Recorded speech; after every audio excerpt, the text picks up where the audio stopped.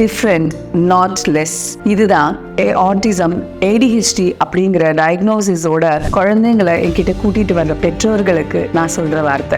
Autism ADHD learning டிசபிலிட்டின்னு என்ன வகையான diagnosis இருந்தாலுமே அதை நம்ம டிசீஸ்னு சொல்றது இல்லை, நியூரோ டைவர்ஜென்ஸ்ன்னு சொல்றோம். அதாவது குழந்தைகள் வித்தியாசமானவர்களை தவிர மற்ற எந்த குழந்தை விடவும் குறைவானவர்கள் இல்லை. நம்ம மூளையை பார்த்தீங்கன்னா ஒரு கார்டன் மாதிரி, ஒரு தோட்டம் மாதிரி. அந்த தோட்டத்துல விதவிதமான செடிகளையும் மரங்களையும் நம்ம வளர்க்கணும்னு நினைப்போம், அதாவது டிஃப்ரெண்ட் ஸ்கில் செட்ஸ். ஆனா ஒவ்வொரு நிலமும் வேற மாதிரி இல்லையா? நம்ம குழந்தையோட மூளையோட இருக்கக்கூடிய திறன் என்ன, அதை வளர்த்துறதுக்கு நம்ம என்ன பண்ணணும் அப்படிங்கிற புரிதல் நமக்கு வரணும். அதே மாதிரி அந்த நிலத்துல தேவைப்படக்கூடிய ஒரு சில வளங்களையும் ஒரு சில சப்போர்ட்டையும் நம்ம கொடுக்கணும். அதுதான் ஆட்டிசம்கான ட்ரீட்மெண்ட்டா வருது.